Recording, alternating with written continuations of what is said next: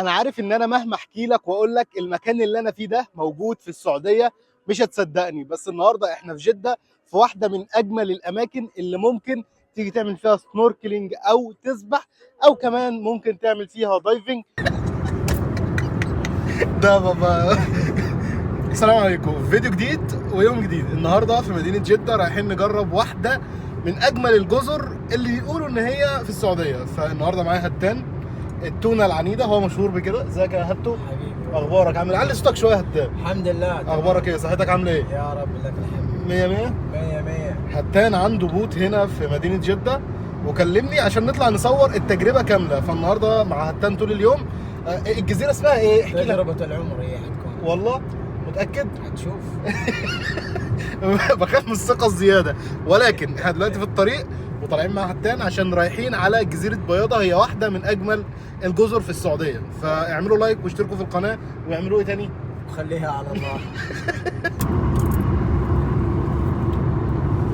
وصلنا على مرسى البحر الاحمر، وهنا المكان اللي احنا هننزل فيه. ومش عارف ايه اللي بودي بصراحه، بس عم هتان ايه الحلاوه دي؟ حبيبي كده احنا وصلنا ولا لسه؟ لا لسه. قدامنا قد ايه؟ غير الكرت بس. ليش؟ انت جاي تجدد كل حاجه على حظي؟ كهرباء. ايه 3 كيلو يشغل لك مفيد. ما شاء الله. شايف؟ طبعا دي اول مره اعرف ان في جده اماكن حلوه زي كده.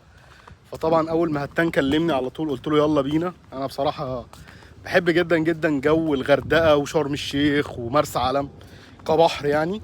طبعا بحر اسكندريه حلو جدا برضو، لكن اللي بقول لكم عليهم دول هما من الافضل بالنسبه لي.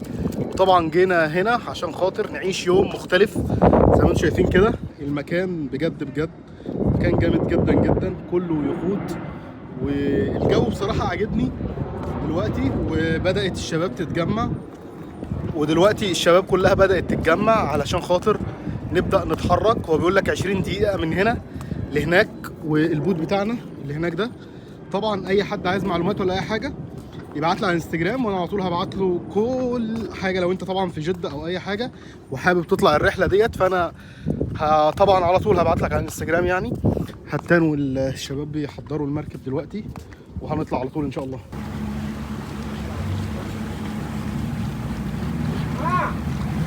دلوقتي اتحركنا بالبوت وطالعين على الجزيره، وانا دلوقتي قدام خالص. احنا عامه طالعين كام واحد؟ 2 4، احنا 5 بس على البوت. ودي حلوه جدا جدا للتصوير. وفي بصراحه ناس كتير جدا حوالينا يعني. في ناس هناك كده، الناس دي كلها برضو طالعين على نفس الجزيره. فدلوقتي طالعين على الجزيره ومتحركين، وحاسس ان انا يعني كاني في رحلات الغردقه وشرم الشيخ. يعني بنحاول نقرب المسافات.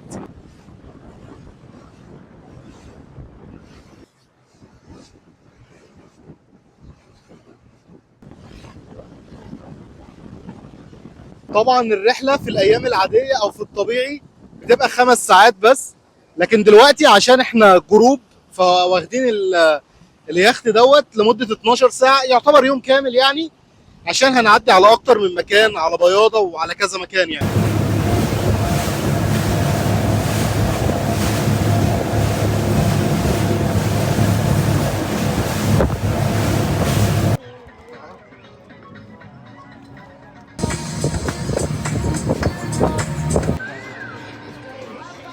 انا عارف ان انا مهما احكي لك واقول لك المكان اللي انا فيه ده موجود في السعوديه مش هتصدقني، بس النهارده احنا في جده في واحده من اجمل الاماكن اللي ممكن تيجي تعمل فيها سنوركلينج او تسبح او كمان ممكن تعمل فيها دايفنج. واحنا دلوقتي في جزيره بياضه، واحده من اجمل الجزر. خلينا نعيش الفيديو مع بعض. طبعا بعد فرهضه كبيره جدا جدا جينا لاجمل مكان هتشوفه.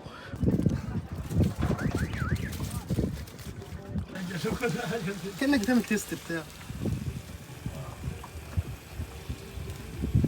اوعى تاكلني ببقك. بس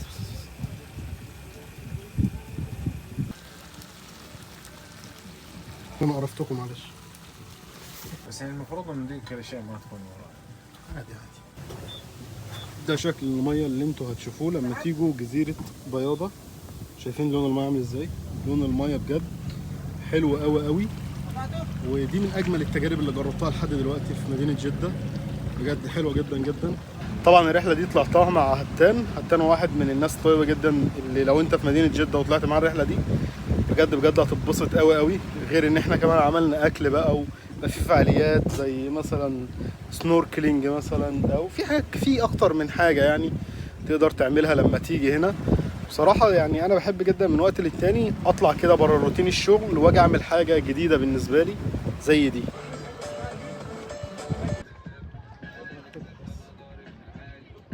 والله انا كان نفسي، غلطة مبتدئ يا صديقي، خذ لك سنيكرز.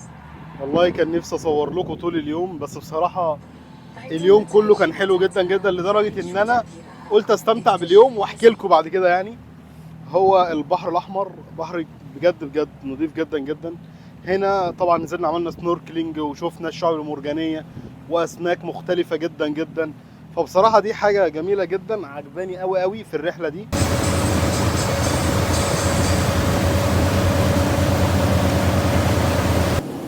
والله انا هسجل دلوقتي ومش عارف الصوت هيبقى حلو ولا لا، اتمنى ان الصوت يبقى حلو. انا بحب جدا جدا اتبسط في وقت كده من الاوقات، بحس ان انا لازم اطلع بره روتين الحياه اصلا اللي هو الشغل او اكتئاب او فبحب اطلع كده مكان يكون فيه حاجه مش بعملها كل فتره، مثلا غير كل فتره بعيده، زي طلعه زي دي، ودي من اجمل الطلعات. ولو بنصحك نصيحه واحده بس، حاول كل فتره من الفترات تعمل حاجه زي كده، تطلع طلعه تنبسط تفصل.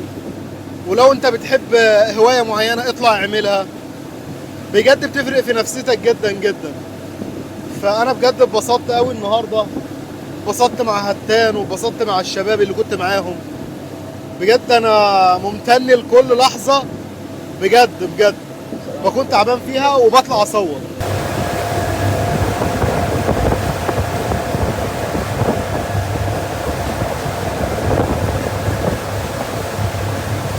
اللي ورايا ده هو اجمل مكان في العالم ممكن تحضر منه الغروب في وسط البحر.